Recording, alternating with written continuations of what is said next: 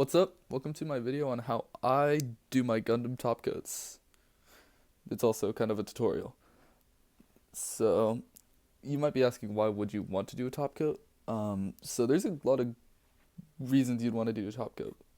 The main one is it changes the texture of like the look of the plastic and makes it look a lot nicer than it does just out of the box. But also, when you spray it over like the decals that leave like seam lines and stuff where the decal ends and where the plastic starts, it looks it doesn't look ideal.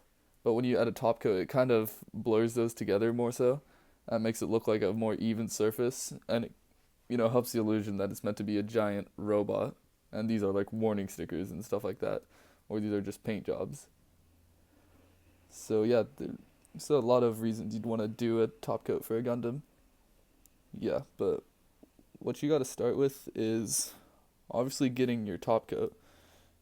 Right, I like using matte aqueous top coat from Mr. Hobby.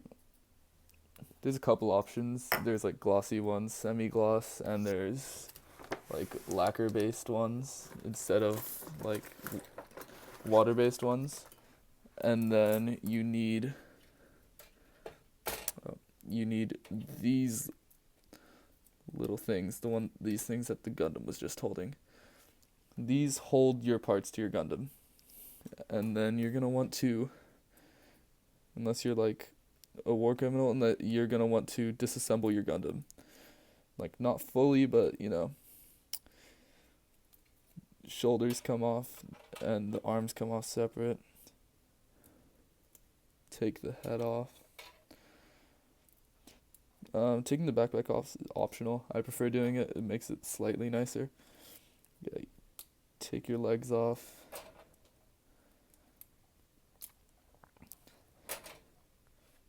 In the case of the Real Grade 2.0 Gundam specifically, the one I'm going to be giving a top coat in this video, you're going to want to take the core fighter out and transform it into core fighter mode.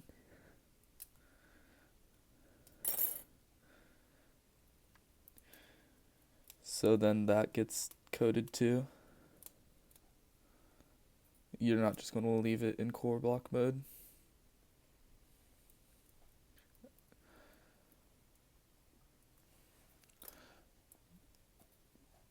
Because you want to get the top coat on as much as you can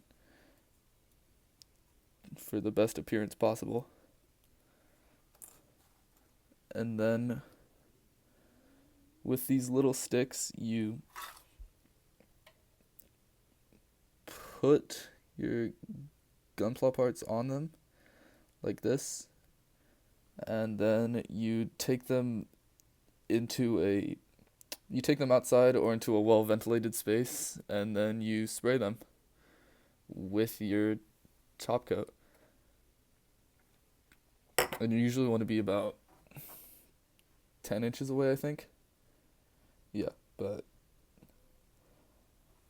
yeah, you also want to do this on your accessories as well. But yeah, let me get all these onto their little sticks, and I'll show you spraying one of the parts. Alright, now that you're outside, you just want to use this and spray it evenly on the part.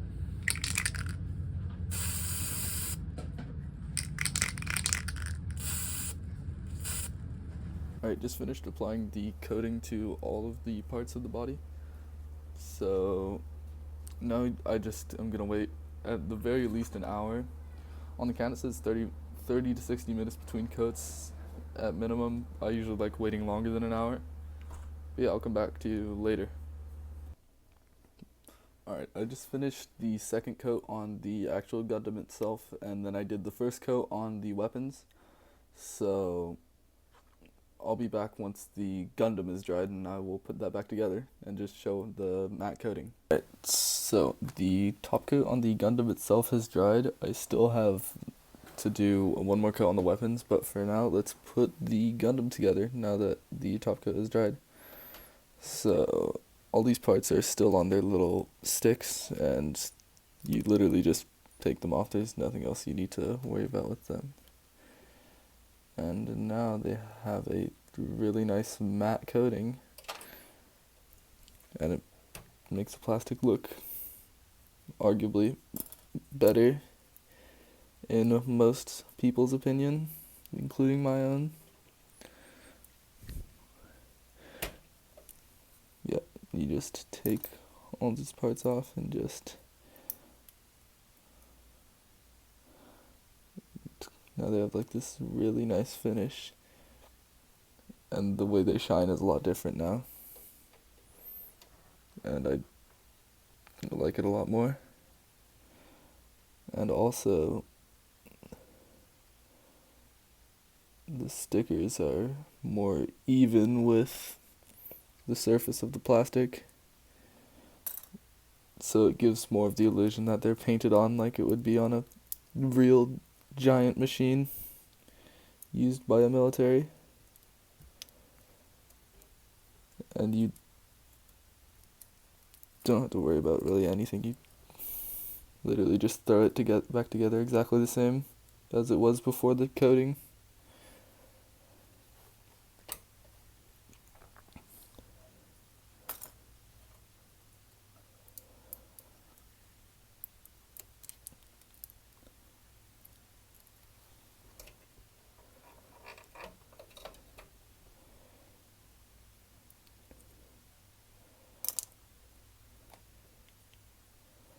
And the Core Fighter's cockpit actually looks pretty cool now with this matte coating instead of the shiny look it has out of box.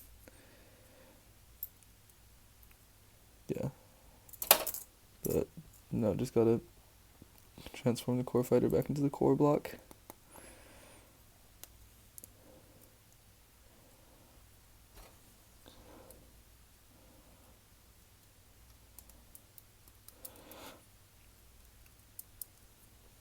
Oh yeah, and also the texture of the Gundam to the touch is a lot different. Obviously can't be conveyed through video, but it feels a lot different in your hands.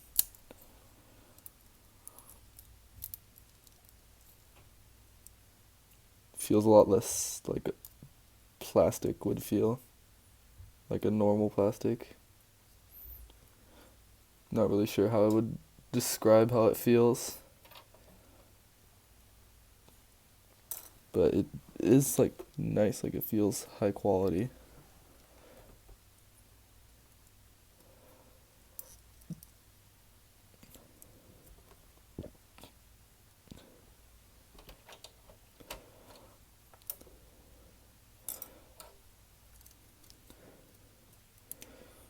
And these shoulders came out really nicely.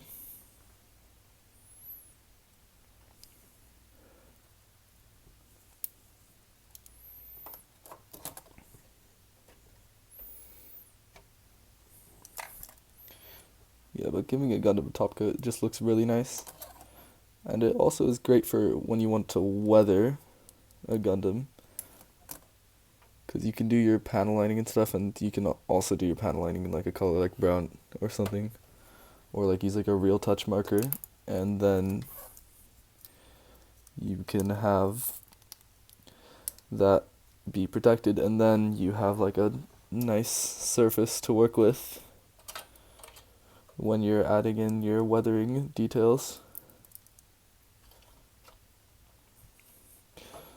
Yeah, and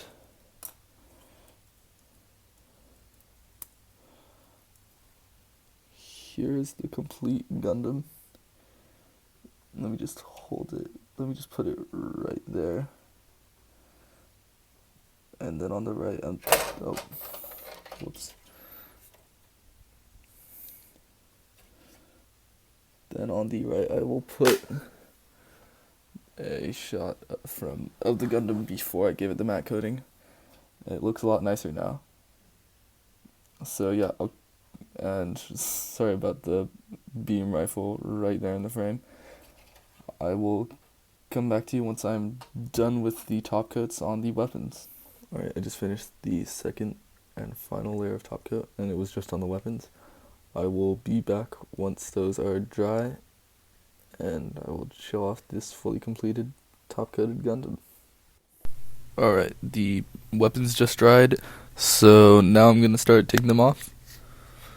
And yeah, so I'm gonna start with taking the bazooka off right there. Hold on, let me get it out.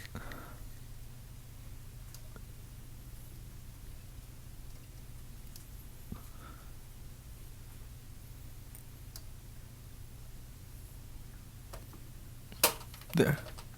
Oh.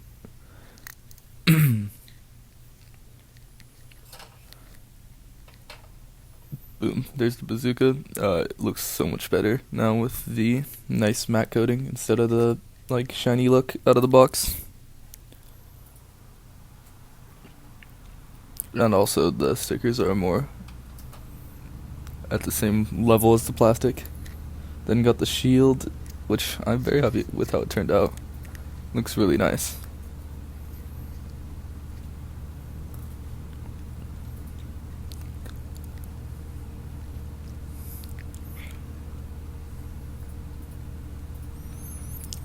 Yeah. The stickers are really nice on the shield. And then just got the beam rifle kit.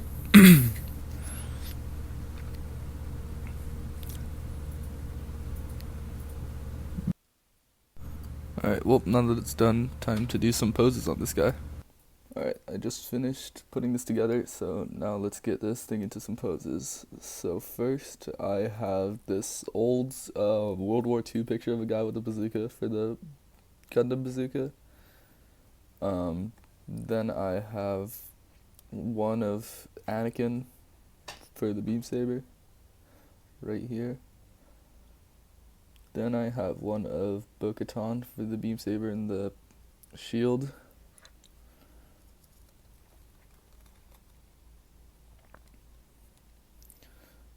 Then I have Captain America because I figured it would be fitting considering the shield of the Gundam has an Earth Federation symbol, so it's representing the country that the Gundam is from.